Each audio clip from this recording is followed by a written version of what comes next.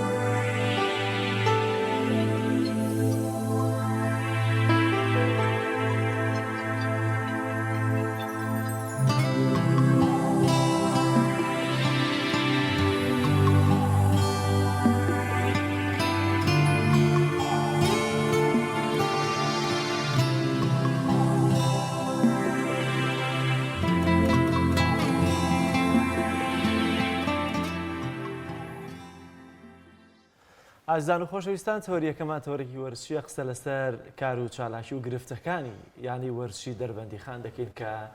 میوانێکمان لە دەربەندیخانەوە هەیوش بەڕێز سەرتیب نامێق دیارە سکرتێریانی وەرزشی دەربەندیخانە کاک سەرتیب زۆر سپاس بۆ دەرفەتەگەر لێوە دەست پێ بکەین یانەکەتان لە چەند بەش پێک هاتووە واتە بەشە وەرزشە جیاوازەکانی چی و چین؟ سپاس بۆ ئێوە کاتتان باش سڵاو لە بینەران یانە وشی دەربەندیخان دیارە تەنبەشێکی جیای لە خۆی گرتوێتەوە کە بەشەکان لە تۆپی پێ پێکدێت کە تۆپی پێ لە ئاستی پێشکەوتوان لە خولی نایابە لە تازە پێگەشتوانی هەروەها لە نایابە و لاوانمان ئاستی پلەیەکە جگە لە تۆپی هەموو بەشەکانی ترمان هەیە کە بریتی لە باسکە هەمان شێوە باسکە لە ئاستی نایابە لە کوڕان لە کچان و هەردووکان لە نایابان کچان لە خولی عێراقان بڕیاریش بوو باسکەی کوڕان بەژاری خولی نایابی عێراقا بەڵام بەداخەوە نەتوانرا بەژاری بکرێ و تیپی لاوان و مینی و هەموو ئاستەکانی هەیە فێرگەی تایبەت بەخۆ هەیە کە سەرجەم یاریزانەکانی لە فێرگەوە پێگەیشتون ئێستا لە ڕیزی پێشکەوتوان خزمەت دەکات و هەروەها تیپی بالەمان هەیە بالەی کوڕان بالەی کتان هەردووکیان لە ئاستی نایابان بالەی کوڕان پار توانی بە پلەی یەکەم سەرکەی بۆ خولی نایاب و بالەی کتانیشمان پار لە خولی عێراق توانی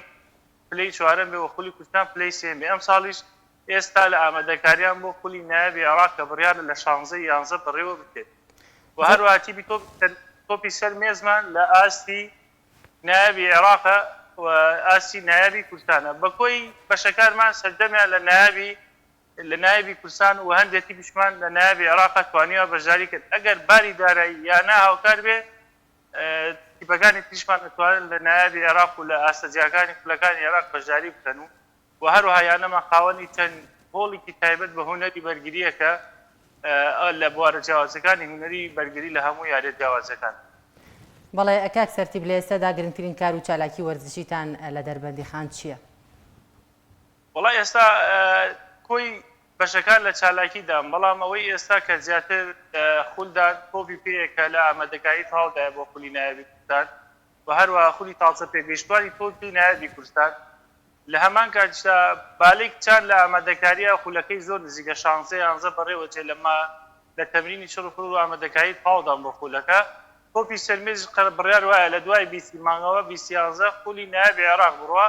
ئەویش لە ئامادەکاریان و مەشق و ڕانەیان چڕ کردێتەوە. زۆر باشە کاک سەرتیب دیارە بەشێک لە ئەو چێژەی کە وەرزش لە دەربەندیخاندا هەیە ئەو جمهوریە کە هەتانە کە دیارە بە زۆق و شەوقێکی زۆرەوە بە تایبەتی پێشوازی لە یاریەکانتان دەکەن و جمهورێکی باشتان هەیە کەواتە لە ڕووی تەکنیکیەوەیە گرفتەکانتان چین جیاواز لەوەی کە ئێستا لە ڕووی دەرونیەوە وریەکی باشتان پێدەبەخشن. دیارە ئەمساڵ بەهۆی بوونی ڤایرۆسی کۆرونا خولەکان بەبێ هاندەر بەڕێوەتی ئەمە بەڕاستی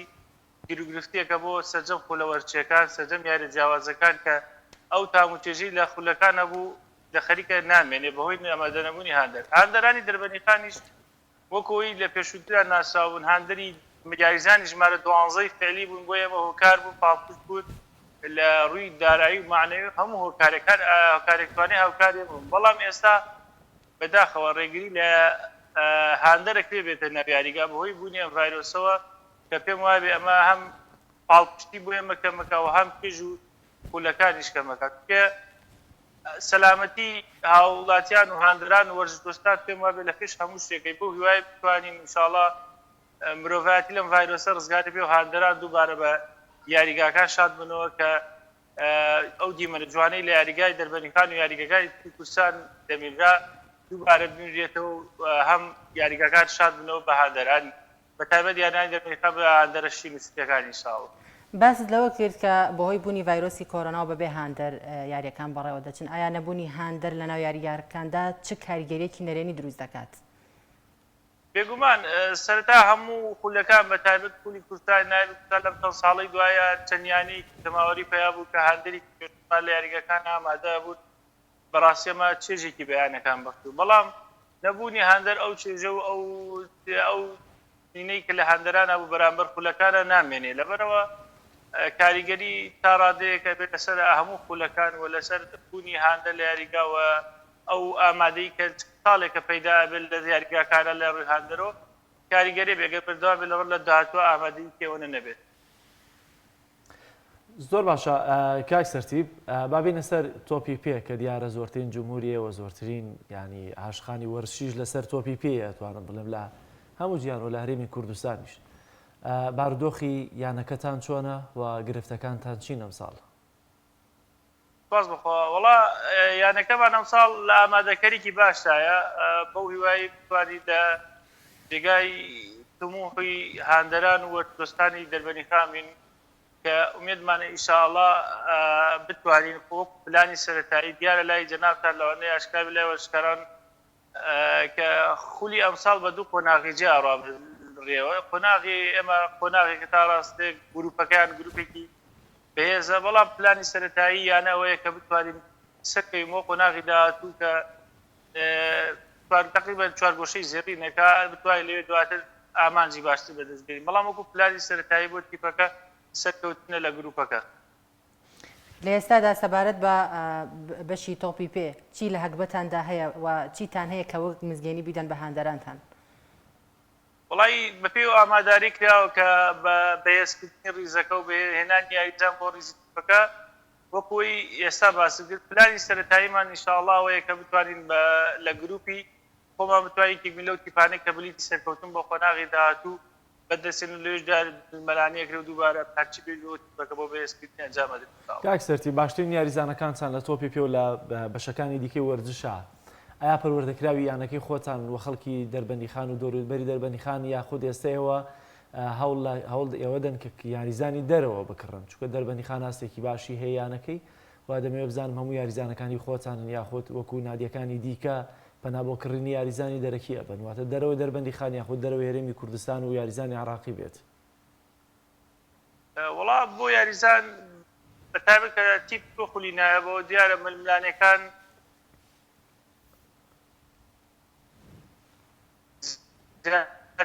تیپەکە بەڵێ یاریزانمانەیە بە ناوخۆی کوردستان هەمویان لە شارەکانی تر واتە ڕیزی تیپەکان لە تۆپیا بەڵام زیاتر یاریەکانی باسکە و تێنس و بالە بەتابەت بالەی کچان زۆرترین یاریزانەکان یاریزانی فێرگەکانی خۆیان پێکەویست ئێستا لە ڕیزی یەکەما قسمەتەکەن بەنسبەت خۆی پێشەوە کۆمەڵێک لاوی باش سەرکراوە بۆ تیپەکە ئینشاءڵڵا لە ئەم ساڵ و لە ساڵداتەوە دەتوانین سوودیان لێ ببینێ و بە یاریزانێکی دیار بۆ دەربەنیخان و بۆ یانەکە بۆ کوردستان. زۆر باشە زۆربەی نادیە وەرزشیەکان گیرۆدەی دووشتن یاخۆت شوێنیان نییە و گۆڕپانێکی باش و باشیان بۆ فراهەم ناکرێ یاخود لە ڕووی مادیەوە پاڵپشتی ناکرێ بە تایبەتی لەلایەن ئیشێتی تۆپی پێی کوردستان یاخۆت بەگشتی ئۆلۆمپیکی کوردستانەوە. من دەمەوێت بزانم ئێوە گرفتان چیە لە ڕووی شوێنەوە بە تایبەتی گۆڕپانەکانتان و هەروەها تا چۆندە لە ڕووی داراییەوە پشتیوانی دەکرێن.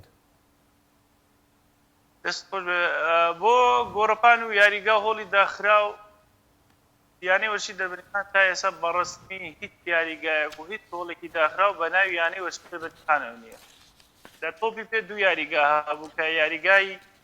مەلعبەکە لەگەڵ یاریگای شەهید محمود مامەعەزە ناسراوە. یاریگای شەهید محمود مامەعەزە ئێستا لە خزمەت وەرزشکارانەیە سەرجەم تیپی ملی و یانەی وەرشی و گروپی شاخەوانی بەڕێوەیە بن کە ئەمە لۆدێکی زۆری لەسەر یاریگاکە دروست کردووە بەڵام گیانی هاوکاریگەی کردو هەموومان سوودی لێ ببینین. یاریگای مەلعبەکە کە چەند ساڵێکە لەلایەنەوە بەرپرس ئەنجام دراوە لە هەفتای کارەکانی تەواو بووە بەڵام لە ئێستادا دوای جێهێشتنی کارەکە و خەرجەکردنی بودجەی وەبەرهێنان بۆی ئەو کارەکەی ڕاگردوو تا ئێستا بەڕەسمی تەسلیم بەیانە نەکراوە. هۆڵی داخراوی یاریشمان تا ئێستا بەناوی وەزارەتی شارەوانی نەکراوە بە ناومانەوە کە ئەمە گەورەترین گرفتە تا ئێستا یاری دەربەنیخان نەیتوانیوە هیچ یاریگایی شتێک بەناو نەبووە بەمە واتایەوە نەگانێت کە هەوڵ نەدراوێت چەندی جار هەوڵ دراوە لە ئاسی دارەی شار لە ئاسی پارێزگاوە لە ئاسی حکوومەت بەڵام بەداخەوە بەدەمانە نهات ماوەی ساڵێک هەوڵەکەمان چەند کردوێتەوە کە بتوانین هەرچۆن بێ بودجەیەک لەلایەن حکوومەتەوە تەرخان بکرێ یاریگای مەلعبەکە تەواو بکرێ ئەو لۆدە زۆرەی لە یاریگای شەهید محمود مامەعەزەیە لە هەندێکی بکرێت یاریگای مەلعبەکە کە یاریگای شەهیدی محمود مامەعەزە بەو لۆدە زۆرە پێویستی بە نۆژەنکردنەوە و کارە بکرێت لۆدێکی ڕادە بەسەر ڕوبەی کاتەکان مەشق و ڕاهێنانی بەردەوامی لەسەرە. لە ڕووی داراییشەوە دیارە بودجەی یانەکان ماوەی چەند ساڵێکە بڕاوە بەداخەوە ئەوە لە دوای 2014 بودجە بڕاوە هیچ بەیانەکان نادرێ هەمومان گیرگرفتی داراییمانێ بۆ تیپەکان بۆ یانەکان یانی دەتەنیخان بە تایبەت کاتێک تۆ حەشتی پت لە ئاستی نایە ململانێ بکاوچەتێک ناوی عێراقا بێ پێویستی بە تەرخانکردنی بڕێکی زۆری پارە ئەبێ بۆی بتوانێت سەرجەم تیپەکان بەشداریکەیت ئەمە هۆکاری گروگرفتی ئەوەی ئێمە چەندی تیپمانەیە نەمانتوانێت بەشداری پێ بکەیت بەهۆی ئەوەی باری دارایی یانە هاوکار نەبووە تیپانەی کە لەبەر بارودۆخی دارایی نەتانتوانیوە بەشداریان پێ بکەن لە خولە جیاوازەکانە چی و چی بوون وایە لەسەر ئاستی هەرێم یاخود عێراق یاخود دەرەوە بووە یا چۆن بوو ئەوانەی کە نەتانتوانیوە بەشداری بکەن ئەمە تیپی باکەی یانەکەمان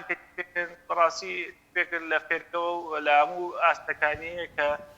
تیپێکی چالاکن لە یانەکەمانە و ئەکادیمێکی چالاکیانەیە کە ئەمە گرنگترین شتە ئێمە دوو پێی خۆشن لە دەربەنیخان کە فێرگەکانن ئەو کەسانی کە بڕوانامەیان هەیە هەڵگری بڕوانامەی ڕاهێنەرەتی لە ئەکادیمیەکان دەستیان کردو بە خزمەتکردن چی لە بواری پۆپی پێ و بالە و باسکە یەکێک بوو یارانەی کە کۆمەڵێک لاوی پاش پێویستووە کە لە لاوانە نوێنایەتی یانەکانی کوردستانیان کردو لە خولی عێراقی و لەم دوای دەرفەت بەیانەکەمان درا کە بەشداری خولی عێراق نایاب بکە دیار بوو دەرخستەیەک خراوە ڕوو کە بە بڕێکی پارە دوای ئەوەی سەرۆکیانە و دەستەی کارگێڕی و سەرپەرشتیاری تیپەکرد ئەوکو لە دەرگەدانێکی زۆر هەبوو بۆ بەرپرسان و حکوومەت و وەزارەتی ڕۆژنبیری و بەڕێبەرایەتی وەرسوو هەر لایەنێکە بە بەپێویستمان زانیرە داواکاریمان پێشکەش کردوون هاوکاریمان داوا کردو بۆ تیپەکە و بە دوای سپۆنسەرا بەڵام بەداخەوە بەدەمەواتنێکەوە نەبوو ئێمە نتوانی بەشداری بکەین بەهۆیەوە بە نیگەرانی و بڕیاریەوەماندا تیپەکە تیپی پاسکەی یانەکەمان بەشداری خولی نایەبی عێراق نەکات تیپی فوساڵی کتانی لە ساڵانی ڕابردوودا تا چەند توانیوتانە ماف و ئیمتیازاتەکانی یاریزانتان بن وەکو موچە وەکو ئیمتیازات تا چەند توانیوتانە دەست خۆش بێ وڵا ئەوە جێگەی شانازیە بۆ جێگەی فەقرە هەر یاریزانێک لەگەڵ یانەکەمان کرێبەت کردویان هەر مافدارەیەک هەر شتێکە بوو بێ هەتا وەکو ئەوەی کە شایەتیە دەن یاریزانەکان هەمویان هەن حەقیان پێدرا و مافی داراییان نەفوتاوە و جا لە هەموو شتێک مافی یاریزان خاڵی یەکەم و لەلای یانەکەمان دەبێت پارێزی لە ڕووی دارایی کە هەر مافێکە دەچێت یانەیە بۆ یاریزان جێبەجێ کردو و هەوڵی تەواومانداوە حەقی و مافی دارایی و شایستی داتی خۆیان پێ بدەیت زۆر باشە کاک سەرتیب کەواتە ئێستا بەم شێوازەی کە لەلایەکەوە گۆڕەپان و مەیدانەکانتان بەو شێوازەیە کە خزمەت ناکرێن وە لایەکی دیکەوە پاڵپشتی داراییتان هەمووی بڕاوە کەواتە بەم ئاڕاستەیە ئێوە ڕۆکوێ دەڕۆن و ئایا چ کاریگەریەکی دەبێتە سەر وەرزش بەگشتی ئەو بەتایبەتی نادیەکەی ئێوەش کە ئاستێکی بەرز و باشی هەیە بەتایبەتی لەسەر ئاستی 5 تیپی گەورەکە وەک خۆت ئاماژەت پێ کرد وڵا سەرتا پێشوی بێمەستەر وەڵامی پرسیارەکەت تەکمیلە بۆی باسکێمە ساڵی کچانیشمانە بوو کە ئومێد دەکرا و ڕاهێنەرانی پێنیوایە کرد بتوانێت ناڵسن بۆ خولی نایبکە ماوەی 2 ساڵە دروست بووە کە ئومێدیانە بۆ ڕاهێنەرەکان لە خۆڕایانە بینی کە تیپەکە بتوانێت سەر پێ بۆ خولی نایب بەڵام بەخۆ ئەمان هۆکاری باسکە باسمان کرد نەمانتوانی ئەویش بەشداری بکە ئەو بۆ وەڵامی پرسیارەکەشی دیارە ئەمە دۆخیانەی دەربەنیخان نییە دۆخی وەرشی کوردستان بەرەوتەوەڕات کە ئەوەی دیارە نەمانی منحەیانەکان و نێمانی هاوکاریانەکان و نەبوونی جێرخانێکی وەرشی و جێرخانێکی وەرشی و نەبوونی یاریگای شیاو لە بەتایبەت لە قەزا و ناحیەکان ئەمە دۆخی وەرش بەرەوتەوە بە ئێمەش لەناو ئەو کەشتای کە دۆخی وەرشی کوردستانیاتیا بەتایبەت ئێمە ئێستا لۆدێکی زۆر لەسەر دەربەنیخانە ئەو دنا بدوێتێت حوتی لە نایب بەشداری بکەوە سێتی لە نایبی عێراقا بێ پێویستی بە جێرخانی ئابووری پێویستی بە هاوکاری داراییە تا بتوانانی دامە بەم کارە بدەیت پاس بۆ سەرۆکیانەوە هەر خەمخۆرێک و هەر دڵخۆشێک تا ئێستا یانە توانێت دامێ بداوە تەمویلی ئەم یانە بکاتەوەی بتوانین بەردەوامی بەڵام ئەمەش کاتیە و چارەسەری کۆتایی نییە پێویستە وەزارەتی وەرزش بەڕێوەبەرایەتی وەرزش بەرپرسانی وەرزش بیرەوە بکەنەوە هەریانەیەک تا هەر قەزا و ناحیەک و سنتەری شارێکا بێ هەوڵ بدێ ژەخانێکی ئابووری یاخود هاوکاریی شایستەی بۆ بێتەوە بۆی بتوانێت وەرزشکاران سوودی لێ بینی و یانە وەرزشەکان بتوانن ڕۆڵی بەرچاویان هەبێت لە پێشبردننی یاریەکە لەبەرەمە بەڕاستی ئەم دۆخەی کوردستان ئومێد بەخش نییە بۆ سەرجەم وەرزشکاران و بۆ سەرجەم یانە وەرزشیەکان زۆر باشە کاک سەرتی بەتانەوێت چه ئەنجامێک لە خولی ئەمساڵدا بەدەست بێنن بەتایبەت لەم وەزعەدا لەم کاتەدایە ئەتوان بە ئەنجامی خۆتان بگەن بەنسبت بەشەکانەوە ئەگەر تۆپی پێ بڵێ دیارێمە کۆمەڵێک یاریزانی باش هاتڕی زیانەکەەوە کە پێتمانێ ئیشاءڵڵا وەکۆی سەرەتا ئاماژەمان پێگیر ئامانجی یەکەمان سەرکەوتنە لە گروپەکان بۆ قۆناغی داهاتوو کە قۆناغی داهاتووش ئینشاءڵڵا هەموو تیپێک کە بەشداری خولیەکە بە چاوی لە نازنا و چاوی لە ئەنجامی باشێم ئینشاءڵڵا بۆ ئومێدەوە بەشداریمان کردووە و لە یاریزانان و لە ستافی ڕایەنەر و تیپەکانی خۆشمان دەبێت تیپی باڵی کچانمان پار توانی سێمی کوردستان و چوارەمی عێراق بێ ئەفتا سوپاس بەخوا تیپەکە بەهێزترەوە بەردەوام بوو لە مەشقوڕاهێنان کە بریارە 16 مانگ خولی نایبی عێراق بڕوا ومێدەوارین ئەوانش ئەنجامیان بێ هەموو تیپەکەمان ئینشاءڵڵا تیبانەی تیپێکی بەهێز کە توانای ڕکابەریکردنیان هەیە لەسەر پاڵەوانەتەکان بۆ دوای بتوانین ئەنجامێکی باش تایسە بەیانەکە بۆ وەرزکارانی شارەکەمان بەردەست بێنین. زۆر باشە کاک سەرتی سەبارەت بە پێگەیاندنی یاریزانان بە تایبەتی ئەو منداڵ و مێر منداڵانەی کە ئێستا پێدەگەن لە دەربەندیخانەوە هیچ پرۆژەیەکی تایبەتان هەیە بۆ خزمەتکردنی ئەوان کە سبەینێ ئەمانە ببنە یاریزانێکی باش و مڵکی یانەی دەربەندیخان خۆی بن دەرە چەند ساڵێک لەم پێشیانی دەربەندیخان پلانێکی دانا کە چەمایەنەرێکی ناوخۆی هاوکاری کرد لە یاریەکانی باسکەوە یاریکی خۆی پێ و یاریەکانی تر کە بچ بڕۆنامەی دانپێدراو کە سیاسیا بێ بەدەستی بێنن سوپاس بخۆن لە هەموو یاریجارەکان ئێستا دەربەندیخان خاوەنی ڕاهێنەرە هەم لە بالە و باسکە و تۆپی سەرمێز و تۆپی پێ ڕاهێنەری خاوەن بڕوانەمێ چیستی بێ یاخود بیانێ ئەم ڕاهێنەرانە خۆشبەختانە ئەگەر لە یانە دەستیان کردوێ بە مەشقدانەوەی تیپەکان کە پێرگەکانە دەستیان پێ کردو ئەگەر یانە نەبوو بێت لە دەروی یانە دەستیان کردو بە پێگەیاندنی یاریزان ئەمە بۆتە ژێرخانێک بۆ هەموو تیپەکان بەتایبەت تیپەکانی بالە و باسکەڵ پێ ئەمە بۆتە ژێرخانێک کە ئێمە توانین دەم یاریزانانە ببین بۆ لە داهاتووە سەریان بخەین کە هەندێک بێژووی پێرگەکان کۆنترە بەتایبەت باسکە ساڵێکی بە بەردەوام یاریزانەدا بە تیپەکانی سەرەوە ئێستا خۆپی پێشتی پیاریزانی پێگەیشتووە پێشێکی بە پێگەشتوانی کردو بۆ هیوایم بتوانین لە داهاتووە ئەم ژێرخانە بەردەوام بێت تا یاریزانەکان بتوان بە ئاستی پێگەیشتوان بەڵام ئەمە پرۆژەیەکە پێویستی بە خزمەتکردنە بە بەردەوامیت پێ یاریزان لە فێرگە پێکە پێویستە لە تازە پێگەیشتوان و لاوان خزمەت بکرێەوە ڕاهێنەری باشی بۆ دابیگرێەوە تاوای بتوانێت بگاتە ئاستی پێشکەوانی ساڵامە ئومێدەواری پێ ڕاهێنەری بەتوانەمانە لە ناو شارەوە پێرگەکان چالاکت کە ژمارەیەکی زۆر یاریزان بەڕادەیەکە لە هیچ قەزا و ناحیەکی شارێکی ئەمە نەرکانی باسکەما خۆی ئەدا لە هەفتا فێرخوازوە قوڕاماناماشەوە پێرگەی تۆ پێمان هەماشەوە پێرگەکانمان ژمارێکی زۆر فێرخوازیایەوە کۆمەڵی یاریزانیشی تایە بەهرەدارن ئومێدیان لێکرد لە داهاتوودا ببن بە یاریزانێکی باش بۆ خزمەت بەیانە و بە وەرزشی کوردستان و شارەکە بکەن ئینشاءڵڵا. کاک سەرتی با بێنە سەر بەشی باسکە کە بڕیار بوو بەشداری خولی نایابی عێراق بکەن بەڵام بەشداریتان نەکرد هۆکاری ئەمە بۆچی؟ وڵی باسکە و پێشتوو باسمان کرد دیار بوو بە خولی عێراق خولێکی گەورەیە خولێکی بەهێز لە خەوری هەموو یاریزانێکە و هەمووی پێکە بەشداری تیا بکە بەڵام ئەبوجەیەک داوا کرا و تەخمین کرا بوو کە بۆ تەواوکردنی خولەکە بە هەمومان بە سەرۆکیانەوە بە سەرپەرستەکانی بەش و دەستی کاتێڕی چەندین هەوڵ دراوە لە وەزارەتی ڕۆشنبیری داوا کراوە لە بەڕێوەبەرایەتی وەرزش و هەر بەرپرسێکی وەرزش و هەر دەرگایەکەمە بە پێویستمان زانێودامان لە دەرگا بۆ هاوکارکردنیان و دارایی ئەم تیپە کە هاوکاری پێ بۆی بەرداری بکەن ئەم تیپە گەر بەشداری بکرد نوێنەرایەتی هەموو پارێزگای سلێمانیە گرت پێ تاکەتی بوو کە بەشداری ئەو خولە بکە بەڵام بەداخەوە بەدەمەواتن نەبوو تیپە دەرەنجام دەستەی کارگەری بە نیگەرانێکی زۆرەوە بڕیاریەوەیدا کە ئەم ساڵ بەشداری باشە کاک سەرتی بەڵام ئایا هەمان هۆکار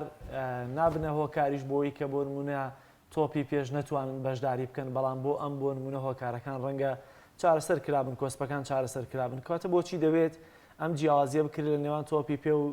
باسکەی کچان ئایا ئەم جیاوازیە کە یا هەوڵەکانتان بۆ ئەم سەرئەگرێ کە بتوان بەشداریان پێ بکەن یاخود بۆ باسکێکە سەرناگری ئەمە بۆ نادیەکە ئەگەڕێتەوە یاخود بۆ دامیە و کەسولایەنانی کە دەیانەوێ بۆ دامی یانەکەتان بکەن بۆ تۆپی پێیکەن بەڵام بۆ باسکەکە نایکەن وڵا جارێ باسکەی کچان نەبوو باسی کوڕا بوو دووەمیش وشەی جیاوازی من ئەمە نبینم لە ناو دەستەی کارگێریوانە خزمەتکردن دیارە ئەوەی تۆپی پێ خولێکی بەردەوامی ساڵانەیە لەوانەیە پلانی پێشبەختە هەبوو بێ بۆی بەشداری بکەین بەڵام ئەم دەرفەتەی کە درا بە باسکە بە خۆشبختانە و متمانیان بە تیپ باسکیانەکەمانە کەمێک لە ناکاو بوو تقریبا دومانگنەوە پێش لە ڕێی سەپرشار و ئاگدار کراینەوە کە تیپی یانەکەتان ئەتوانێت بەکار بێت لە خولی نایە بۆیە ئەمە هەندێک لە ناکاو بوو لەوانەیە ئەگەر ماوەیەک پێشتر ئەودایەکە وایە بۆ نەتاڵی پێشوو بەرنامەی بەشداریکردنەوەمان توانێت کەمێک زیاتر دەرگای باشتر واچۆ بێت سەرچاوەیەک بدۆزینەوە بۆی بەشداریکە بەڵام هیچ تیپەکان هیچ فەرقێکیان نییە وەرزشەکەین ئێمە هەر تیپێک وار لە ئاسێکا بێ هەوڵە دەین بتوانین سەرچاوەی بۆ پایەکەین و بەشداری خولەکان بکەن بۆی کاک سەرتیب دەکرێت بزانین تێچووی بەشداریکردنی ئەمانە چه باسکە بێ یاخۆ تۆپی پێبێ چەندی دەوێت لەوەی کە لایەنە پەیوەندیدارەکان ناتوانن بۆتان فراهم بکەن وڵی باسکەوەی داوای کردبوو تقریبا 120 ملیۆن بوو تۆپی پێش لە سەرتای خولای دایمەن تا تیپەک لە پێوەچتە کۆتای خۆل پێویست تاتی بەزارێ لەبەرەوە بودەیەکی دیاریکراوە نیە بەڵام ئەوەی لە توانای نادیایە لە توانای دیاریکراوە سنووری توانای دارایی نادەمەکان دیاریکراوە یانای توانایەک نییە کە لەوانەیە هەندێکە چاوەڕێ بکەوە هەندێک نادی ئەو امکانێتمانێ بەڵام تۆپی پێ جیا لە هەموو یادێکاری خولێکی بەرداوامە ماوەی خولەکە درێژخایەنە تێچوی خولەکە دیاریکراوە نیە بەتایبەت ئێستا نەخۆشی لە ناوە لەوانێت تۆ یاریزان وەزارەتی وەرزش و لاوان چە ڕۆڵێکی هەیە لە بەرەو پێشخستنی وەرزش بە تایبەتی لەم بارودۆخی ئێستاە کە ئێوە خۆتان توانای داراییتان نیە لەوەی کە نادیەکە بەو شێوازە بەڕێوە ببن وەزارەتی وەرزش و لاوان چۆن هاوکاریتان دەکەن وڵای ئێمە ئومێدەوارین بەتایبەت بۆ تیپی باسکەی یانەکەمان چی ئیدارەی سلێمانی وەرزشی وەزارەتی وەرزش و لاوان بعد نایەتە سەفقەت و هاوکاریگە وتیبا بکرا بەشداری کرد کە هەمووی تیپێک لە خولی عێراق یانەیەک بێەوە جێ دڵخۆشیە بۆ وەرزشکارانی پارێزگای سلێمانی بۆ هەر وەرزشکارانی شارەکەمان لەڕێی جەنابی پارێزگار و لەڕێی جەنابی وەزیر داواکاریمان پێشێت بۆ هیچ نەبێت ئێمە بتوانین ئەم ساڵ ئیدامە بدەین ساڵی دادوو بە پلان و باشترەوە بتوانین تیپەکە بە تۆکمە بکەین و بەشداری بکەین بەڵام بەداخەوە بەدەمەواتنێک نەبوو و هیچ ئومێدێک نەبوو بۆی هاوکاری بکەین کە ئەمە بەڕاستی سەرەتا لە جێگای ئومێدا بێت حکوومەتی هەرێمچی وەزارەتی وەرزش و لاوان وەچی ئیدارەی پارێزگای سلێمانی هاوکاریە تیپە بکە هەر چۆنێک بێ ئەم ساڵ بەشداریە فاڵەوان تێ بکە بەڵام لەجێ ئومێدی ئێمانە بوو بۆ هیوای لە داهاتووە ئەو ئومێدە بە هەموو یانەکان و بە ئێمەش بەڵێ زۆر سپاس بۆ بەڕێز تەرتیب نامێ قسکێتێری یانەی وەرزشی دەربەندی خان زۆر سپاس کە ڕاستەخۆ لەگەڵمان بووی سپاس بۆ زانیاریەکان سپاس بۆ دەستیەوەش زۆر سپاس بەڵێ بەڕێزان دەچینە ناوبڕێک و پاشتر دەگەڕێنەوە وڵاتان و لەگەڵتان بەردەوام دەبین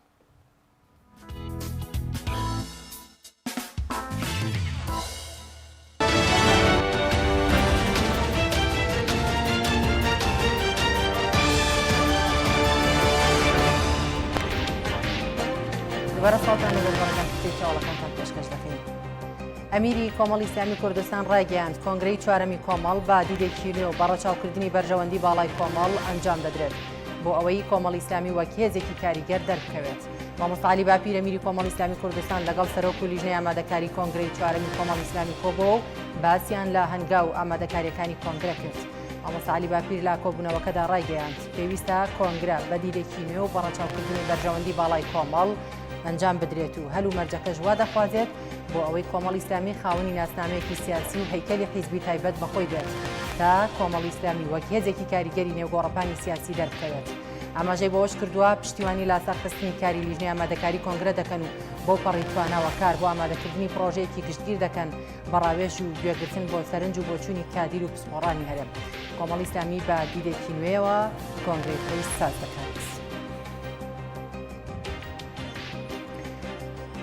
فراکسیۆنی کۆمەڵی ئیسلامی لە پەرلەمانی کوردستان داوا دەکات پەرلەمان کۆبوونەوەیەکی نایاسایی لەبارەی زیادبوونی گرژیەکانی نێوان پێشمەرگە و پەکەکە ساز بکات لە یادداشتێکدا عەبدولستار مەجید سەرۆکی فراکسیۆنی کۆمەڵی ئیسلامی داوا دەکات پەرلەمانی کوردستان لەسەر ئەو گرژی و ئاڵۆزیە ئەمنی و سەربازیی لە نێوان پێشمەرگە و پەکەکەدا دروست بووە کۆبوونەوەیەکی نایاسایی ئەنجام بدات و لیژنەیەکی تایبەتیش بۆ بەدواداچوونی ئەم بابەتە پێک بهێنێت پێش نیوەڕۆی دوێنێ لەسەر شەقامی گشتی ناحەی چەمانکەی سەربا قەزای ئامێدی لە کاتی تێپەڕبوونی هەمەرێک هێزەکانی پێشمەرگا بۆمبێکیان پێدا تەقیەوە. بە پێی زانیاریەکان دوای تەقینەوەی ئەو بۆمبە شەڕەتەقە لە نێوان گەریلاکانی فەکەکە و ئەو هێزەی پێشمەرگا ڕوویدا و لە ئەنجامدا دوو پێشمەرگە بریندار بوون و پێشمەرگەیەکی دیکەشیان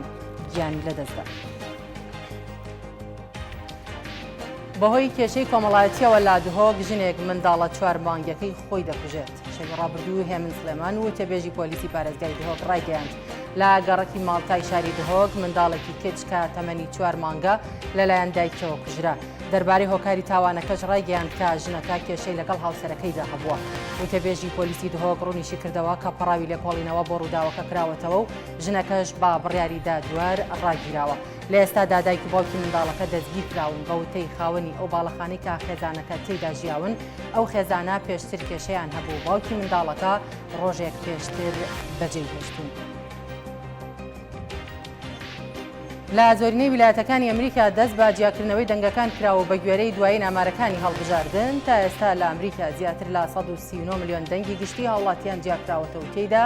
دۆناڵد ترامپ ڕێژەی لە 48 و جۆ بایدن ڕێژەی لە 50.3 دەنگەکانی بەدەستێناوە. بە پێنجامی لە 92 دەنگەکان جیاکراوەکان دۆناڵد ترامپ 68 ملیۆن و 223,440 دەنگی بەدەستێناوە. هاوکات جۆ بایدن 71 ملیۆن و 451,812 دەنگی بەدەستێناوە. تا ئێستا 538 دەنگی نوێنەر بۆ هەڵبژاردننی سەرۆک دۆناڵد ترامپ 214 کورسی بەدەستێناوە و لەگەڵیشیدا هاوتاکەی جۆ بایدن 264 کورسی بەدەستێناوە. لە ئێستاشدا جۆ بایدن بربژێری دیموکراتەکان زۆرینەی دەنگەکانی ویلایەتی میشیگنی بردێتەوە و تەنها 6 کورسی ماوە بۆ ئەوەی دەنگی پێویست بۆ بوونان سەرۆکی ئەمریکا بەدەست بێنێت کە 270 کورسیە.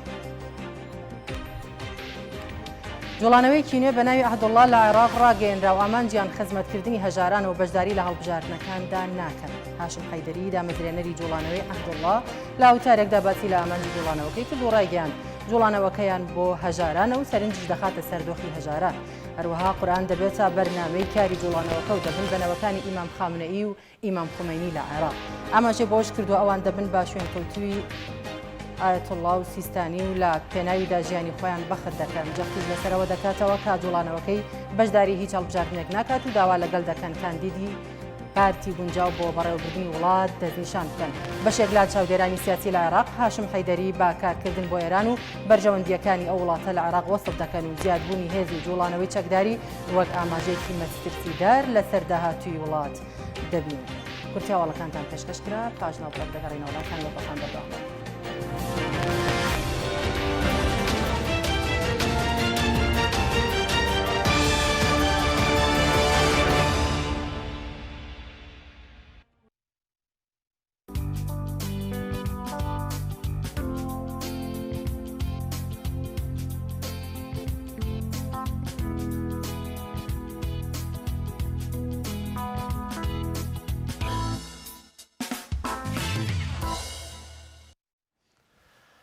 دیارە ئۆرگانەکانی کۆمەڵی ئیسلامی کوردستان بەردەوامن لە ڕێخستنی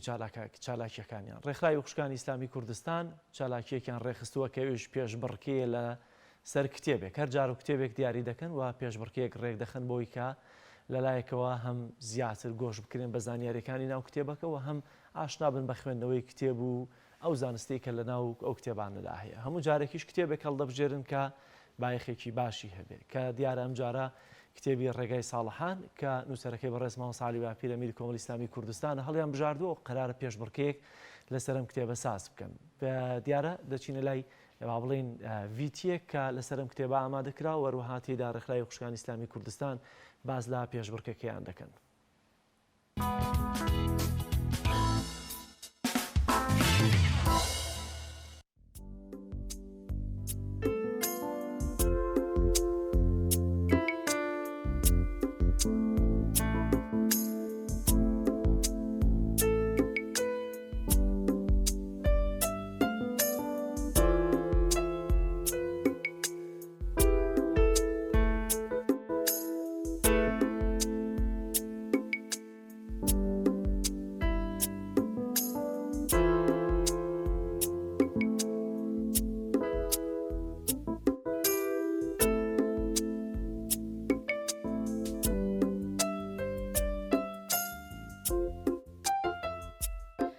درێژی کار و چالاکیەکانمانە خوێندنەوەی پرۆژەی کتێبمان هەیە بۆ 2 ساڵیش ئەچێ زیاتر کتێبەکانی بەڕێز نووسەر مامۆستا عەلی باپیر ئەکەین بە پرۆژە و بۆ خوێندنەوەی زیاتر بۆ خوێنەرانی وامان بە بارزانی لە پرۆژەی ئەم جارەماندا خوێندنەوەی کتێبی ڕێگەی ساڵحبوون و بەرەوخواچوونمان هەڵبژاری بەڕێز نووسەر مامۆستا عەلی باپیر بەرواری بڵێن ناونووسی لەیەکی 11 دەستی پێکردووە هەتاوەکو 15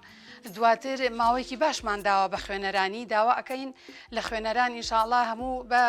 جۆش و خڕۆشێکەوە بەشداری لە خوێندنەوەی ئەم کتێبە بکەن و لەگەڵ ئەوەشدا یەکەم و دووەم و سێممان داناوە کە بە شایستەترین شێوە ئینشاءڵڵا خەڵاتیانەکەین بەڵام کاتی ئیمتیحانەکەمان دیاری نەکردووە کاتی خوێندنەوەی کتێبەکە مانگێک بۆ 2 مانگە بەڵام کاتی ئیمتیحانەکەمان لەبەر ئەم زروف و لەبەر ئەم نەخۆشیە کە هەیە ناتوانین جارێ دیاری بکەین ئینشاءڵڵا هەر دواتر ئاگاداریانەکەینەوە لە کاتی ئیمتیحانەکە و بۆ ناونووسینیش 2 ژمارە تەلەفۆنمان داناوە ئینشاءڵڵا پەیوەندی بکەن وەک کتێبەکانیش لە لای خۆمان دەست ئەکەوێت لەبەرەوەی ئێستا بەڕاستی لە بازاڕ نییە بەسەر لە لق هەمانە لە لقی سلێمانی ئینشاءڵڵا هەر کەس خوێنەر بوو هەر کەس ویستی بەشداری بکە پەیوەندی بۆ 2 ژمارە تەلەفۆنەوە بکات و لەگەڵ ئەوەش کتێبەکان لە لای خۆمان بە سعرێکی گونجاو دەست ئەکەوێت.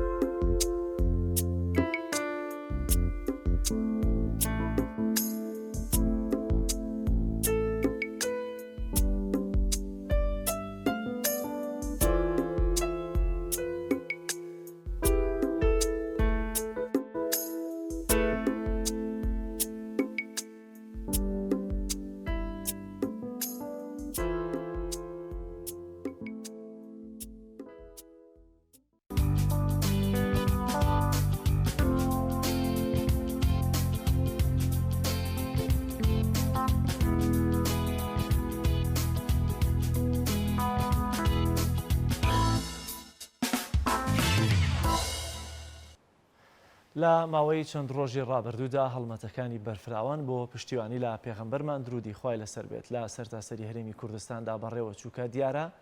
زۆڕی میدیایی کۆمەڵ ئۆرگانەکانی کۆمەڵی ئیسلامی کوردستان بەگشتی ڕۆڵێکی بەرجەستەوە باشیان هەبوو لە گەیاندنیەوە پەیامە باشانەی پێغەمبەری ئیسلام درودی خوای لەسەر بێت و هەروەها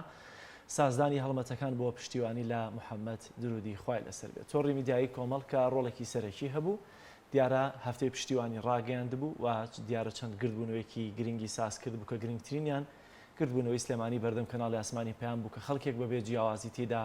بەشداریان کرد بوو لەسەر ئەم هەڵمەتانە لێرە میوانداری بەڕێز فاروق عەلی ئەندامی سەرکردایەتی وەروها بەڕێوەبەری گشتی تۆڕی میدیایی کۆمەڵمان کردو کاک فاروق زۆر سپاس بەخێر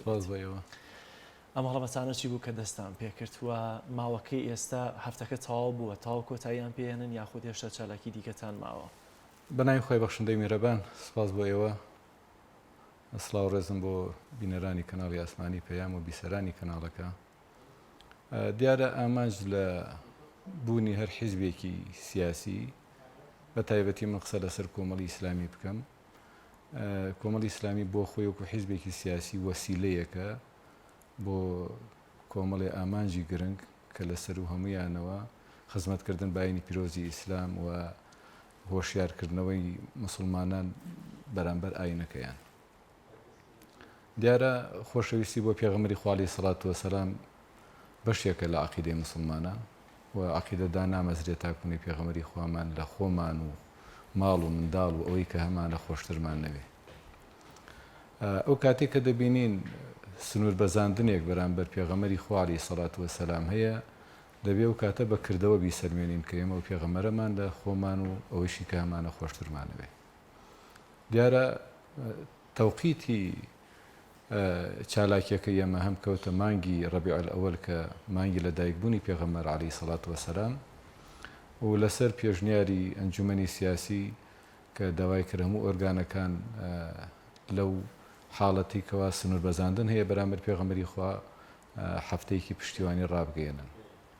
ئێمە وەکو تۆڕی میدیایی کۆمەڵ دیارە تایبەتمەندیماندا بۆ هەفتەیە ئەگەر ناخۆیمە بەردەوام هەر لە خزمەت گەیاندنی ئاینی پیرۆزی ئیسلامین و هۆشیارکردنەوەی خەڵقیین بۆ بەرامبەر ئاینەکەیان و چۆن شارەزا ببن لە ئاینی پیرۆزی ئیسلام بەو شێوە هاوسەنگەی کە لە قورئان و فەرمودەکانی پێغەمبەر عەلەیهی سەڵات وەسەلام هەن. هەفتەی پشتیوانی لە پێغەمبەری خوا صلی الله علیه وسلم دیارە کۆمەڵی چالاکی نەوعی تیا ئەنجام درا، تایبەتمەندێتیماندا بوو بە بەرنامەکانمان و تەواوی میدیاکانی کۆمەڵی ئیسلامی گرتەوە بە بینرا و بیسرا و سۆشیال میدیاوە. تەلەڤیزیۆنی کۆمەڵ کەناڵی هەولێر کە لە سەرتاسەری هەرێمی کوردستانە بە شێوەی دیجیتاڵی دەبینرێ، کەناڵی بانگەواز کە ئەویش لەگەڵەوەی کە کەناڵێکی تایبەتمەندی بانگەوازە، بەڵام ئەویش بە هەمان شێوە زیاتر لەسەر ناساندنی پێغەمبەری خوا بەرنامەکانی چڕ کردەوە. دیارە کەناڵی ئاسمانی پەیامیش بە هەمان شێوە کە بینەران محتەوای بەرنامەکانیانی بینیوە گرنگی زیاترمان پێدا، کە من بە پێویستی دەزانم لێرەوە سوپاسی یەکەی بەڕێوەبەران و ڕۆژنامەنووسان و کارمەندانی ئەو کەناڵانە بکەم کە لە بەرامبەر هەستکردن بە بەرپرسیارەتی ئاینەکەیان و خۆشەویستیان بۆ پێغەمبەری خوا عەلەیهی سەڵات وەسەلام ماندوونە ناسانە هاوکار بوون، شەو نخوونیان کێشا تا پرۆژەکە بە سەرکەوتووی ئەنجام بدەین. و سپاس بەخوای گەورە لەگەڵەوەی کە ئێمە هەفتەیەکیشمان تێپەڕاند، بەڵام توانیمان زۆر چالاکی نەوعی و باش کە جێگەی خۆشحاڵی مسلمانان بوو ئێمە ئەنجامی بدەین. ئێستا ئەو وادەیە کە دیاریتان کردبوو خۆی تەواو بۆ هەفتەکە، بەڵام ئێوە درێژە دەکێشە چالاکیەکانتان؟ وەکو خۆمان وەکو باسم کرد، ئێمە بەردەوام ئێمە لە خزمەتی ئاینی پیرۆزی ئیسلام و پێغەمبەری خوا بوون عەلەیهی سەڵات وەسەلام، بەڵام وەکو تۆڕی میدیایی کۆمەڵ لەوانەیە بۆ خۆمان چالاکی نەوعیمان نەما بێت ئەنجامی بدەین، لەگەڵەوەی کە مادەم لە مانگی ڕەبیع الئەوەلاین ڕێنمایەکانمان بۆ تەواوی کەناڵەکان و بۆ تەواوی ناوەندەکان ئەوەیە کە زیاتر لەو مانگا گرنگی بدەن بە بەرنامەکان تایبەت بە پێغەمبەری خوا عەلەیهی سەڵات وەسەلام. و ئەگەر لە شوێنەکانی کەش لە هەر جۆرە چالاکیەک لە شار و شارۆچکەکانی هەرێمی کوردستان هەبێ کەم تەرخەمی نەکرد بە ئەندازی ئەوەی پێداویستیەکانی بەردەستمان فراهەم بێت و هاوکاریمان بکە، ئێمە لە خزمەتی گواستنەوەی ئەو چالاکیان نابین. زۆر باشە. ئەم چالاکیانە لە بۆنەی مانگی مەولودەوە بوو یان لەبەر ئەو بێڕێزیانی کە بەرامبەر بە پێغەمبەری ئیسلام وەروها خودی ئیسلام کران؟ وەکو لە سەرەتا باسم کرد، ئامانج لە بوونی کۆمەڵی ئیسلامی کە کۆمەڵی ئیسلامی بە خۆی وەسیلەیەکە، ئامانجە گەورەکە خزمەت بە ئیسلام و مسلمانانە، و لە هەرکوێ پێویست بێ کە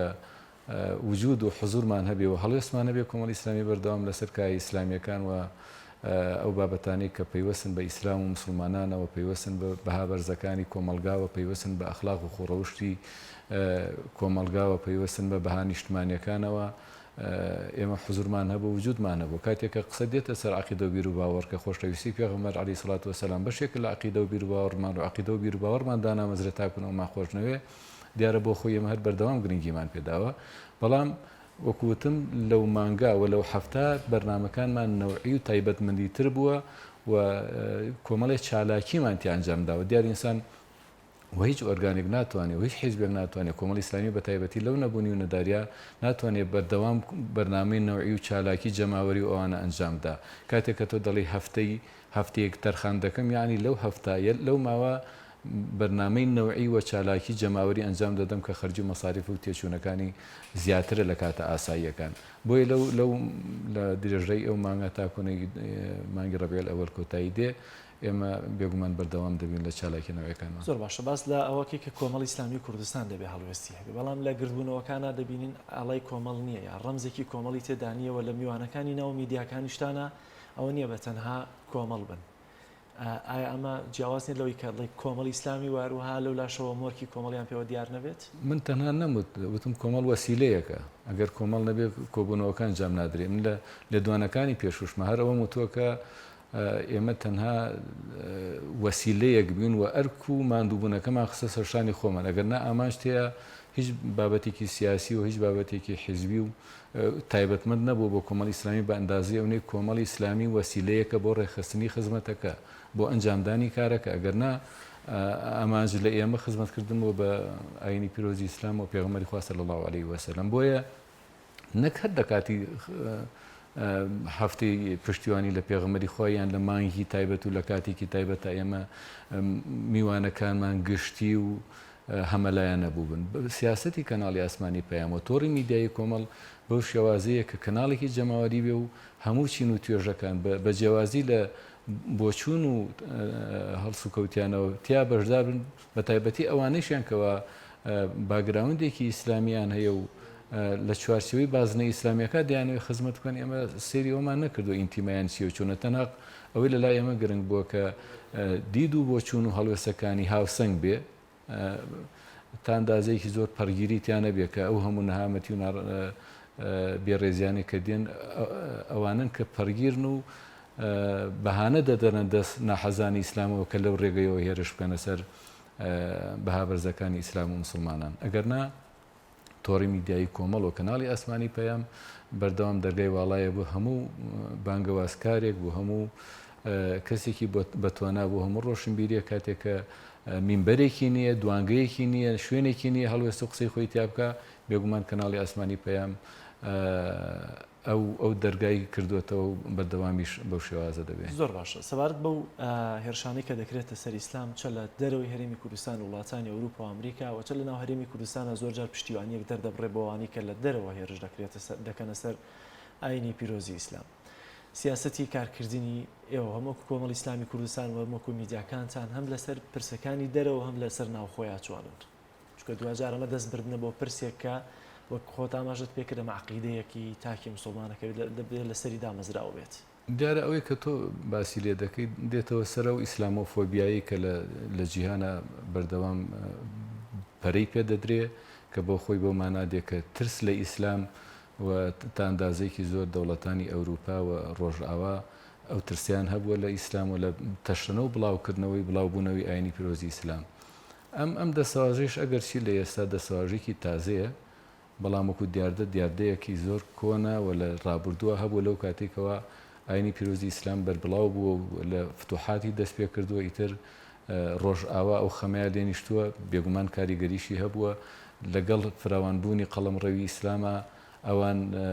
سوڵتە و دەسەڵات و ئیمپراتۆرێتەکانیان لە دەستداوە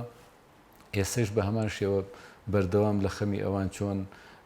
ئاینی پیرۆزی ئیسلام و مسلمانان ناشرین بکەن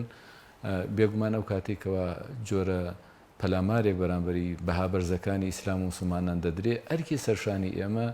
ئەوەیە کە سنوور نەخوێنینەوە لە هەرکوێ بێڕێزیەک بکرێت لە هەرکوێ سنوور بەزاندنێ بکرێەوە ئەرکی سەرشانی یەکەی مسلمانانە کە دەبێت هەڵوێست و مووقفیان هەبێ ئەگەر مانایەک بۆ مسلمانێتیەکەیان نەمێنێتەوە ئەگەر لە شوێنێکە هەر کام لە کەسێک سوکایەتی بەڕێزی بە خۆی و بنەماڵە و کە سوکارەکەی بکە پێی وایە ئەوە تعدا لە شەرەفی کراوە نابێ قبولی بکە ئەی ئەگەر قسە بەخوا و بە پێغەمبەر و بە عەقیدە و بیر و باوەڕەکەمان کرا دەکرێت بێدەنگ نا بەڵام بەچی وەسیلەیەک بەچی هۆکارێک ئێمە بین هەڵوێست و مووقفان دەرببڕین ئەوەیە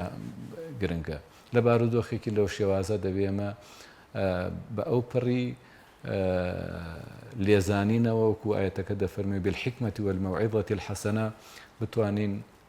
ڕوبەڕووی ئەو پەلەمارە نەگریسانە ببینەوە کە لە ڕۆژاوا هەندێک جاری شوێن کەوتۆکانیان لە دەوروبەری خۆمانە بنە شارەزایی و نەزانی شوێن ئەوان دەکەون و لە کاتێکە کە ڕۆژاوا بۆیە دژایەتی ئیسلام دەکات بەوەی کە شارەزایی نییە بەڵام ئەمان دەرفەتی شارەزابوونیان هەیە بەڵام بۆ خۆیان نایانەوێ بەردەوام دەیانەوێت خزمەت بە فیکر و بۆچوونی ڕۆژاوایەکان بکەن هەمیشە هەر کارێک بە دڵنیاییەوە بەشێکی خەڵی ڕازیە و بەشێکی ڕەنگە ڕخنیان هەبێ بەڵام ئەمەی کەم هەڵمەچەی کە ئەمماوە لە میدیاکانی کۆمەڵ ئیسلامی کوردستان و وەرگەکانەکانە ڕاگەیەنرابوو خەڵکێکی زۆر پێ ڕازی بووە پێم وایە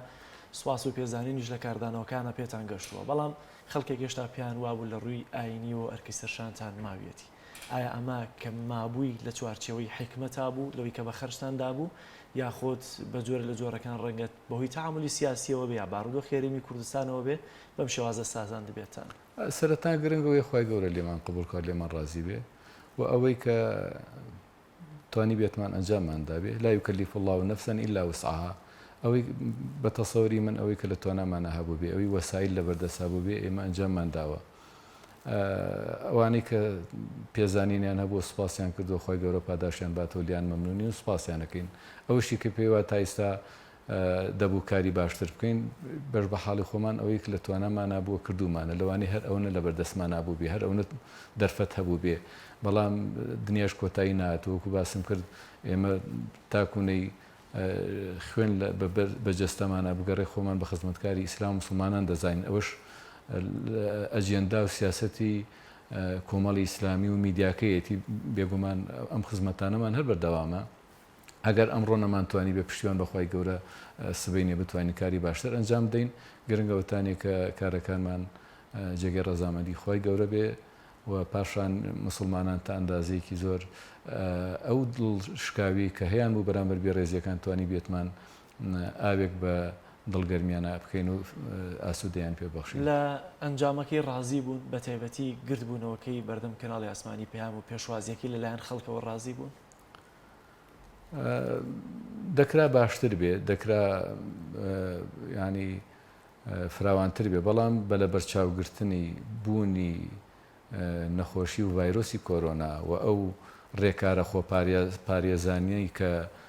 پەیڕەو دەکرێت لە ڕوانگەی تەندروستیەوە من پێم وابوو شتێکی زۆر باش بوو ئەگەر نەخۆشیەکان نەبوایە ئەگەر خۆپارێزی نەبوایە پێم وابوو شتێکی زۆر نەوەئی و نمونەیی دەردەچوو لە ئێستاش بە بوونی نەخۆشیەکە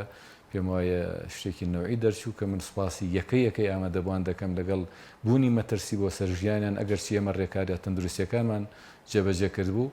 بەڵام ئامادەبوونیان جێگەی خۆشحاڵی ئێمە بوو هیوادارم خۆی گەورە لی قبول کردبن و من سوپاسیانەکەم لیان مەمنونم کە بەدەم بانگهێشتەکەمانەوە هاتن و بوونە هۆکارێکە هەفتەی پشتیوانەکەی ئێمە سەرکەوتوو بێەوە بەو شێوازە بیکەینە کلیلی داخستنی هەفتەکەمان هەندێک وێنە لەناو گردبوونەوەکەی بڵاو کرایەوە کە ئافرەتی دانەپۆشراوەتە لەچکی لەسەرەوە نەبوو هاتبوو پشتیوانی دەکرد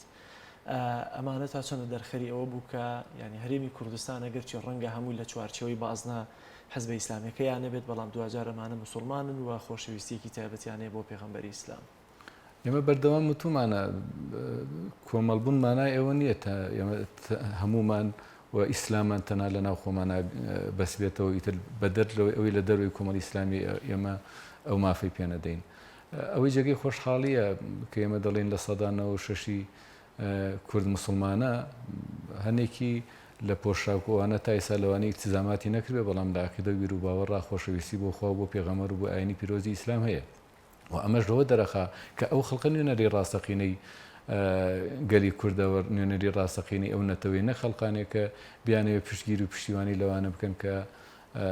بێڕێزی سوکاتی بە پێغەمبەری خوا دەکەن بێگومان مەرجنی ئەوەشی کە لەگەڵ ئەوەی کە لە ئەسڵاوە نوقسانەیەکە گەر نەتوانێت ئیلتیزاماتێک بە پۆشاک و بەرگەکەی وە بکات چونکە مەرجێکە لە مەرجەکانی ئیسلامەتی بەڵام ئەگەر ئەمڕۆ نەیبووە تەمەنا دەکەم لە ئایندا بتوانێت ئەو مەرجە جێبەجێ بکە بەڵام بۆ خۆی ئەوە جێگەی خۆشحاڵیەکە خۆشەویستی دەربڕین بۆ پێغەمبەر بۆ ئاینی پیرۆزی ئیسلام تەنها تایبەت نییە بەوانی کە لە ناو چوارچەوەی حیزبێکی ئیسلامیان وەکوتم بوونی حیزبی ئیسلامی وەک وەسیلەیەکە نەک ئاماج زۆر باش کاک حاجی تا چەند دەتوانیتان ئێوە پەیامەکانی بەرگریکردنتان لە ئیسلام بگەێنە هەم دەرەوە هەم وڵاتی بۆ منە فەڕەنسا وڵاتانی ئەوروپاوە هەم ئەو خەڵکەشی کە لێرەوە کوێرانە پشتیوانی لە فەڕەنسا و لەمانە دەکەن تا چەند دەتوانیتان بەم هەڵمەتانەتان پەیامەکانی خۆتان بگەێنن لەوەی کە بەتایبەتی گەلی کورد گەلێکی مسلمانە و دژی هەموو ئەو سوکایەتی و بێڕێزیە کە بەرامبەر بە ئیسلام و پێغەمبەرەکەی دەکرێت من بەش بە حاڵی خۆم گرنگ نەبوو لەلام ئایا ئەم هەڵوێستانەمان دەگاتە فەڕەنسا دەگاتە نێرانی ئیسلام لە دەرەوە لە ئەوروپا لە ڕۆژاوایان ناگا ئەرکێکی سەرشانی خۆمانمان جێبەجێ کردووە چاومان لەوە نییە گوێمان لەوە نییە ئاخۆ دەگاتە ئاماژیان ناگا گرنگەوتانی تۆ بەرپرسیارەتێکە تەبووە کە دەربڕینی خۆشەویستیە بۆ پێغەمبەری خوا عەلەیهی سەڵات وەسەلام و بۆ ئەرکە هەڵساوین و ئەرکی سەرشانی خۆمانمان جێبەجێ کردووە بەڵام ئەگەر چی ئێمە بەرنامەکانمان بە زمانی کوردیە بەڵام لە ڕووی سۆشیال میدیا ئەوانەوە پێم وایە تەرجەمە کرابوون و کاریگەریان هەبووە وە گەیشتۆتە جێگای خۆی وەکوتیشم ئەگەر نەشگەت بێتە جێگای خۆی گرنگەوتانی ئێمە هەڵوێسی خۆمانمان دەربڕیوە. خۆگەر نەگەشتوێتە زمان ئینگلیزیەکانی گەشتوێتە زمانە کوردیەکە بێگومان ئەوەش نەبێ هەر پیان گەیشتووە بەڵامی تر خۆیان گێلەکەن. بەڵام چۆن کار بکەین بۆی کە کاک حەجی دیارە ئەوانەی کە دەسەڵاتن لە هەرێمی کوردستانە زیاتر دەتوانن کار بکەن لەوەی کە نمونەیەک ئەوەی کە بە دڵی خۆیانە پیشانی بدەن گەلی کوردوایە چۆن پێشتر کە میدیای ئیسلامی نەبوو ئەوروپاوای دەزانی هەموو کردواتە هەڵپارکێ و گۆرانی و تەنها ئەمە کە بە 24 کاتژمێری لە خۆشی و ئەمانیان بەڵام 2000 کە میدیای دیکە هاو تێگەشتن هەندێکی لەوەی کە هەرێمی کوردستان چی دەگوزارەوە توێژێکی دیکە هەن وەمانە گەلێکی مسلمانن ئێوە چۆن کار دەکەن لەوەی کە ئەوروپا وڵاتانی دەرەوەش بزانن زۆرینەی کورد مسلمانە تەنها ئەوەی کە دێت پشتیوانی سوکایەتی و بێڕێزیەکانی ئەوان دەکا ئەوە نوێنەرایەتی هەموو گەلی کوردستان ناکات خۆی بەداخەوە کاتی خۆشی ڕۆژهەڵات ناسەکان کاتی هاتوونەتە جیهانی ئیسلام زۆربەی هەرە زۆری ئەوانەی کە شوێنیان کەوتون ئەوانە بوون کە تا ئەندازەیەکی زۆر نەیار بوون بەرامبەر ئاینی پیرۆزی ئیسلام بە ئێستاشەوە ئەوانەی کە لە ڕۆژاوا و لە ئەوروپاوە دێن بۆەوەی کە شارەزا بن لە هەڵسوکەوتی مسلمانان بەداخەوە خەڵقانێک ڕێنوێنیان دەکەن خەڵقانێک پێشنگیان دەکەن کە نایانهێنن لە ناوەندە ئیسلامیەکانە لەو شوێنانی کە گرنگی بە بابەتە ئیسلامیەکان هاوڵاتیان ببینن بەڵام لە بەرامبەر نابێ ئێمەمانان و مرکز و ناوەندە ئیسلامیەکان و دەستگا ئیسلامیەکان بۆ خۆیان دەسەودامان بۆستن دانیشن بەڵکو دەبێ ئەو چالاکیانەی کە دەیکەن هەوڵ بدەن چ نووسراوەکانیان چ بەرنامە و پرۆگرامەکانیان وەربگەڕن بۆ زمانەکانی کە بێگومان ئەگەر لە بواری ئابوووریەوە دەرفەتە بێ ئەرکی سەرشانمانە و بە ئەرکی سەرشانی خۆمانی دەزانین کە لە داهاتوە بتوانین ڕۆڵە بگێڕین ڕەنگە فرسەتە لە مارودۆخیان پرسیارانش بکەم ئێوەکو میدیای کۆمەڵی ئیسلامی کوردستان بە تایبەتی کەناڵی ئاسمانی پێیان جاران لە ئەوروپا هەبوو ئەمڕۆ چیتان کردووە بۆی کە میدیاکەمان لە ئەوروپا گەر بە زمانی کوردیش بێ بۆ خەڵکی ئەوێ باشترە بەڵام بە زمانەکانی دیکە لە وێبسایتەکانە بە زۆرەکان بتوانین بە زمانی ئینگلیزی هیچ نەبێ بیگەنە ئەوروپا و ئەمریکا لەوەی کە گەلی کوردستان بەم شێوازی هەم بارودۆخی سیاسیەکەی و هەم لە باگراوەندە ئیسلامی مسلمانیەکەی گەلی کورد خۆشببختانە تەکنۆلۆژیا ئێستا بە شێوازێک پێشکەوتووە کە زۆر پێویست بە قەمەر سەناعی و ئەو خەرجیە زۆرانە نابێ بەڵکو لە ڕێگەی سۆشیال میدیاوە لە ڕێگەی ئینتەرنێتەوە پەخشی بەرنمەکانمان ڕاستەخۆ پەخش دەکەین و ئەو کەسی بیاوێت دەتوانێت زۆر بە ئاسانترین شێوە بیبینی ئەگەر جاران ناچار بوو دەبێت لە بەردەمی تەلەڤیزیۆنێکە دانیشێ و کاتێکی پێبدا ئێستا لە ڕێگەی مۆبایلەکەی و لە سەرکاری لە ناو ئۆتۆمبیلەکەی لە هەر شوێنێکە بیاوێت دەتوانێت پرۆگرامەکانی ئێمە ببینێ ئەگەر لە کاتی پەخشێکی ڕاستەوخۆ لە کاتێکی نائاساییە کە لەوانەیە لەگەڵ ئەوروپا و لەگەڵ ئەمریکا ئێمە بەرنمەکانمان بەپی کاتەکانمان گونجاو نەبێ بەڵام و بەرنامانەی کە هەر کاتێ پەخش دەبێت ئێمە لە سۆشیال میدیامان لە وێبسایتی پەیام لە دیجیتال میدیامان ئێمە ئەو بەرنامانە بە تۆمارکراوی و لە ئەرشیفەکانە ماونەتەوە دڵنیام کە سریان دەکەن و بە ئەندازی ئەوەیە کە متابعەمان هەیە ئێمە بینەر و لایکی زۆرمان هەیە لەو شوێنانە سەبارەت بۆ وەرگێڕان بۆچی تا ئێستا نەمانتوانی و ئایا ئەمەش پێوەستە بە بارودۆخی داراییەوە لەوەی کە بە زمانی ئینگلیزی بامە وێبسایتمان نەبێ یاخود وەرگێڕانمان نەبێت نامەوێت لەو بەرنامان دیسرانەوە بکەومە سەر حاڵەتی نەبوونی و نەداری و ئابووری بێگومان وەکو خۆمان هەست بۆ بەرپرسیارەتیە دەکەین کە پێویستە ئەمەی کە بە زمانی کوردی دەیڵێن بەم شێوازە هاوسەنگی کە دەمانوێت ئاینی پیرۆزیستان بڵاو بکەینەوە بۆ کورد زمان بۆ هاوڵاتیانی کورد ئەرکیشمانەکە بیگەینە شوێنەکانی کە بەڵام کاتێککە دەرفەت نەبوو و حاڵەتە ئابوووریەکە ڕێگەی نەدا کە تەنها ڕێگرێک لە بەردەمانە بێ حاڵەتە ئابوووریەکەیە ئەگەر نا زۆر بە ئاسانی دەمانتوانی ئەو وەرگێڕانە بکەین و بە زمانەکانی کەش ئەگەر هیچ نەبێت لە وێبسایتەکانمانە چالاکیەکانمانە بێ زۆر باشم پرسیاری کەوتونمەوە ئەگەر خۆت پامێک تەیە بۆوانی کە پشتیوان بوون لە هەڵمەتەکانی ئێوە یاخۆت پامێک تەبێ بۆوانی کە لێرەوە ڕەنگە کوێرانە پشتیوانیەکی بێڕێزیەکانی ئەوروپا بکەن بەرامبەر بە ئیسلام من سەرەتا سوپاسی تەواوی دام و دەستگا میدیایەکانی کۆمەڵی ئیسلامی دەکەم کە ئیسیجابەیەکی زۆر باشیان هەبوو بۆ هەفتەی پشتیوانی لە پێغەمبەری خوا دیارەوەش ئەرکی سەرشانی خۆیانە بەڵام من وەکو بەرپرسیارەتێکی حیزبی بەرکی سەرشانی خۆمی دەزان و سوپاسیان کەم ولیان منم خۆی گەورە پاداشی خێرام داتەوە بەدەمەوە هاتنی هاوڵاتیان بۆ هەفتەی پشتیوانیەوە بۆ دەربڕینی خۆشەویستی بۆ پێغەمبەری خوا صلی الله علیه وسلم سەلماندنی ئەو ڕاستیە کە گەلی کورد گەلێکی مسلمانە خۆڕسکانە خۆبەخشانە ئارەزوومەندانە بەبێ ئەوەی کەوا هیچ فشار و زەختێکی لێبێ حزوریان دەبێ ئامادەییان دەبێ ئەگەرچی لە وجودی بوونی نەخۆشی و ڤایرسی کۆرۆنا شار نەبووە ڕێگرێک کە ئەوان حوزوریان نەبێ بۆ ئەوانشی کە لێرەوە کۆرانە شوێن غەرب و ڕۆژاوا دەکەون دەبێ ئەویان لەبیر بێت کە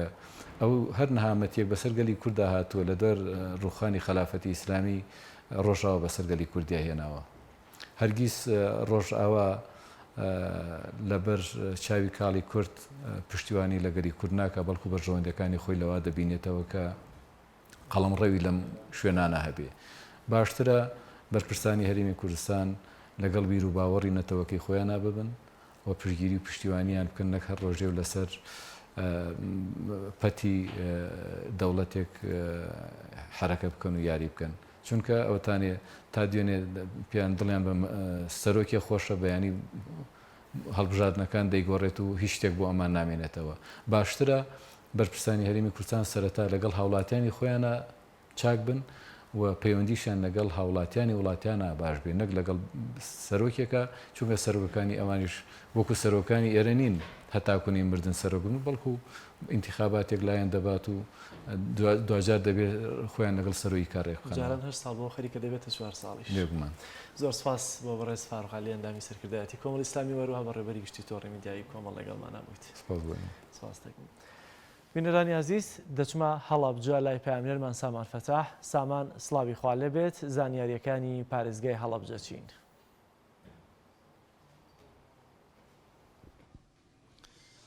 بەڵێ سڵاوتان لێبێ سڵاو لە بینەرانی کەناڵی ئاسمانی پێیان بێ دیارە لە ئێستادا بەڕێوەبەرایەتی نیشتنگەی پارێزگای هەڵەبجە بە ئامادەبوونی بریکاری وەزارەتی ناوخۆکرێتەوە کە لە ئێستادا سەرقاڵی کردنەوەی ئەو بەڕێوەبەرایەتێن کە لە چوارچەوەی کارابوونی زیاتری پارێزگای هەڵەبجە وەگەڕانەوەی بەڕێوەبەرایەتیەکان لە ئێستادا و بەڕێوەبەرایەتیە دەکرێتەوە کە بەڕێوەبەرایەتێکی گرنگە لە داهاتوودا بۆ پارێزگای هەڵەبجە دیارە کەمێک پێش ئێستا لە بەردەم بانقە کۆنەکە لە ناوبازاڕی هەڵەبجە گردبوونەوەی گرێک خراپ و ئیدانەکردنی و ئاڵۆزیانی کەوا لە چەند ڕۆژی ڕابردوودا لە نێوان نێزەکانی پێشمەرگە و بەکەکە ڕۆیان داوا وڵاتیان داوایان کرد کە بە شێوازێکی گفتوگۆ لەسەر مێزی گفتوگۆ و ئەو ناکۆکیانەی نێوان ئەو دوو هێزە دیاریکراوە چارەسەر بکرێن و ئەوەیان ئاشکرا کرد و ئەوەیان بەمنوت کە لە ماوەی ڕابردوودا گەلی کورد ناخۆشی زۆری بەسەرداهاتەوە شەڕی زۆری بینیەوە براکوشی بینیوە ئەویان خستە ڕوو کە سوود لە ئەو ئاڵۆزی و شەڕانە نابین لەبەرەوە داوایان کردەرچی زۆر کۆتایی بۆ ناکۆکیانە بێنن و لە کۆنگرێکی ڕۆژنامە نووسیشدا داوایان لە حکوومەتی هێرێم کرد کە بێتە سەرخەت و ئەو ئاڵۆزیانە چارەسەرکات لەسەر مێزی گفتوگۆ و دیار هەر ئەمڕۆژ لیژنەی پەروەردە خوێندنی باڵا لە پەرلەمانی عێراق سەردانی زانکۆی هەڵەبجە دەکەن و لە نزیکەوە باز لە کۆمەڵێک بابەتی جیاواز بەرەو پێشبردننی خوێندن و خوێندن لە یاریمی کوردستان و بە تایبەت بەرەو پێشبردننی زانکۆی هەڵەبجە لە کۆمەڵێک ڕۆ ئەو پێداویستیانی کە زانکۆی هەڵەبجە پێویستێتی و ئەو کێشە و گرفتانی کەیەتی بوو بەرەو پێشبردننی ئاستی زیاتری ڕۆشنبیری و ئاستی زیاتری تعلیم و پەروەردە لە زانکۆی هەڵەبجە بەڵێ ئەم سێ بابەتی کە لە ئێستادا باسم کرد ئەوە زانیاریەکانی ڕۆژ بوو لە پارێزگای هەڵەبجە من دەگەڕێمەوە لایەوە زۆر سپاس بۆ پەیامبەرمان سامان فەتاح کە لە پارێزگای هەڵەبجەوە لەگەڵمانە بوویت. بەڵە بەڕێزان دەچینە لای راپۆرتێک کە هاوکارمان هوشار محەممەد لا دەربەندی خانەوە بۆ ئامادە کردوین سەبارەت بە دەستڕەنگینی خانمێک فەرموون با پێکەوە بینەری ئەو راپۆرتە بێ.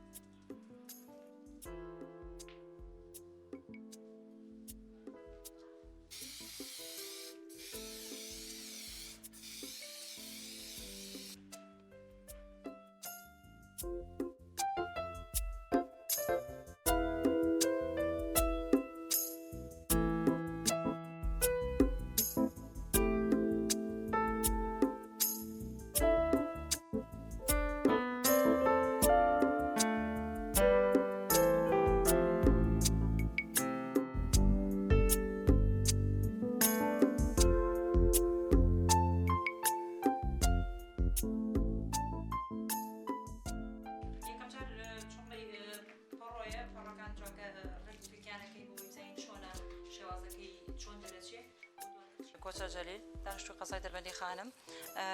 و خوێندن تەواو نەکردو ناوەندیم تەواو کردە ڕاستی و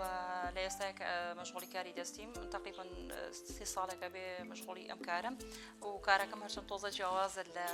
خەڵکی و بە حکمی ئەوەی من ژنم و زیاتر ئیشەکەم لە ناو چیمەنتۆ و لم و بەرد و چە و ئەم شتانایە و کارەکە جیاوازێکی لەوایە شتی من زیاتر هاتوو بەکارێنم چۆڵی ئیشەکە ڕیسایکلینەوە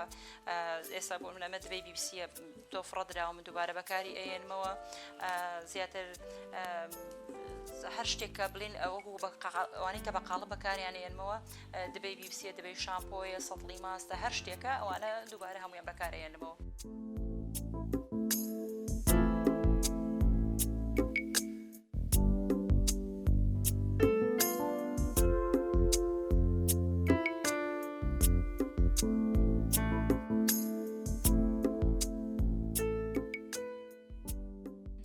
بینیتان کە شێوازی دروستکردنی گۆزەکانم چۆن بوون چیمەنتۆی و پەڕۆیە بەکاریانێنم و ئەو شێوازانش کە دروستم کردووە ئەوانەیە و نمونانەیە کە لە پێشاوی بەڕێستانایە ئیتر هەریەکە و بۆ جۆرێکە سەحالێنەوەی کە لە ژوورەوە دروستم کرد گۆزەیەکی ڕۆژ بوو ئەو گۆزە ڕەشە لەو شێوازی بوو شتێکی زۆر جوانە ومانە بۆ گوڵی لاستیکی زیاتر بەکاریان ئیتر گۆزەکانیش جۆریان زۆرە و شێوازیان زۆرە و ڕەنگەکانیش زیاتر لەسەر خۆستی خەڵک من ئیشەکەم چۆڵی قەبارەی چەند بێ ڕەنگی چۆن بێ شێوازەکەی چۆن بێ ئیش لەسەر ئەوانە ئەەکەم زیاتر.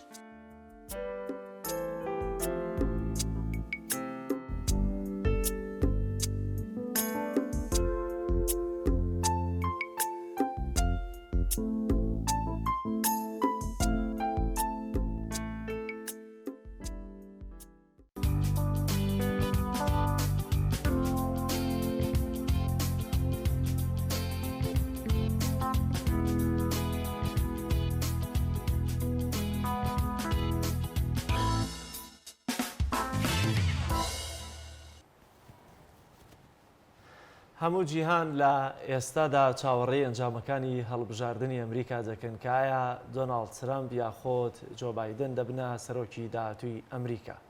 هەرچەندە ئێستا مشتومڕەکان هێندەی ئەمریکا لە چۆڕە کۆمەڵایەتیەکانی هەرێمی کوردستانی شاگەرمە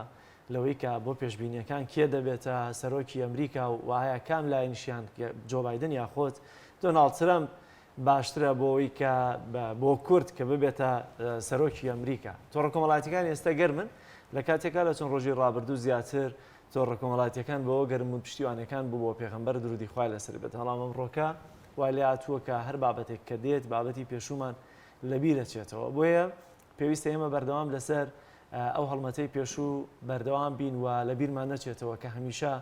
پشتیوانێکی سەرەکی بن بۆ پێغەمبەری ئیسلام درودی خوای لەسەر بێت و هەروەها بە پابندبوون باینی پیرۆزی ئیسلام و جێبەجێکردنی سونەتەکانی پێغەمبەر درودی خوای لەسەر بێت وەفاداری خۆمان دووپات بکەینەوە. دیارە ئێمە هێشتا ئەگەرچی خەڵ ڕۆشت بێتە سەر هەڵمەتەکانی هەڵبژاردن بەڵام ئێمە هێشتا هەر لەسەر مەزەبە کۆنەکەی خۆمانواتە پشتیوانەکان بۆ ئاینی پیرۆزی ئیسلام. بۆیە لە کۆتایی بەرنمەیە بە پێکەوە بچینە لای گۆرانیەک یاخۆت هوەرێکی ئیسلامی کە بزانم هاوکارانمان چیوان بۆ ئامادە کردوین کە ئەمڕۆکە دیارە چەندین جۆر هوەری ئیسلامیان کە ئەمڕۆ لە هەرێمی کوردستانە باون بە تایبەتی لە ڕووی عیرفانیەوە یاخۆت بابەتەکانی دیکە کە پێشتر هونەرمەندانی خۆمان کە ئێستا گرنگیەکی زۆر بە عیرفانەدەن بابەتی جیاوازیان هەبووە. بۆیە پێمان خۆشە لە کۆتایی بەرنامەدا بە هوەرێکی ئیسلامی تایبەت و وەک خۆشەویستیەک بۆ پێغەمبەری ئیسلام درودی خوای لەسەر بێت کۆتایی بە بەرنامەکەمان بێنین.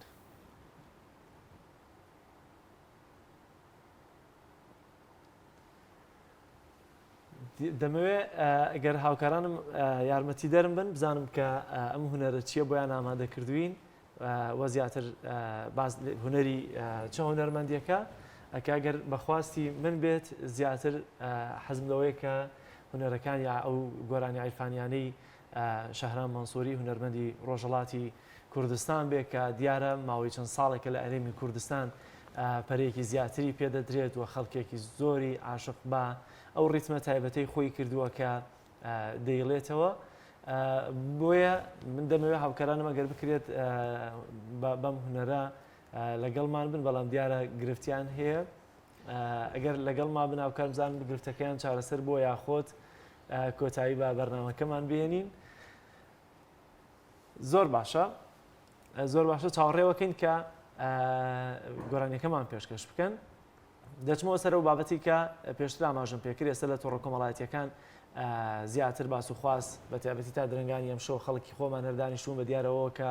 ئایا بزان جۆ بایدن یاخۆ دۆناڵد ترامپ دەبێتە سەرۆکی ویلایەتی یەکگرتووەکانی ئەمریکا و کامیان زیاتر بۆ کورد باشە کە لە 4 ساڵی ڕابردووەی کە